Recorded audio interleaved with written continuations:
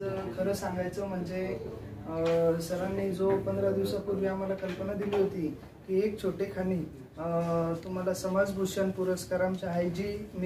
IGMS तर्फे देण्यात येणार आहे, तरी तुम्ही तो स्वीकारावा। आज खरं आनंदाची गोष्ट अशी सांगायची म्हणजे 2016 पासून घाटी रुग्णालयामध्ये रुग्णसेवा करत असताना यांचं जे स्वस्त औषध मेडिकल आहे तिथे घाटीला, तिथून आम्हाला कमीत कमी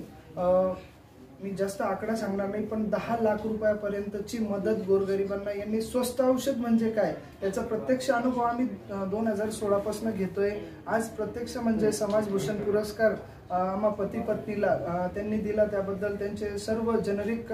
मेडिकल आणि त्यांचे IGMAचे मी आभार मानतो आणि केशव सरांचे मी आभार मानतो, त्यांच्या सर्व टीमचे आभार मानतो की आज या होते त्यांना अन्न पुरवण्याचं काम केलं, त्यांना आसरा देण्याचं काम केलं आणि त्याचबरोबर जे मनोरुग्ण होते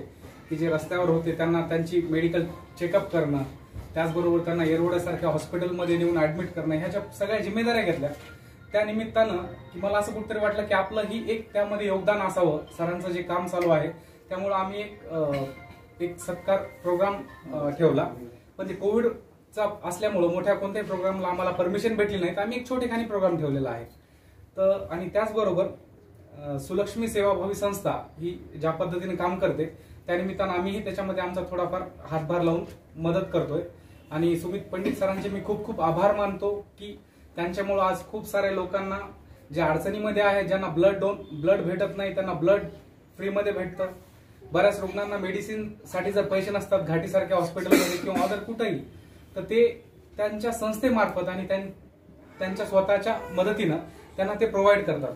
तर सर मला तुमचा खरंच खूप खूप अभिमान आहे, तुमच्यासारखे समाजसेवक लाभल्यामुळं आपल्या ह्या समाज सगळा सुरळीत चालतोय आणि मला तुमचा खरंच अभिमान आहे आणि नक्कीच सर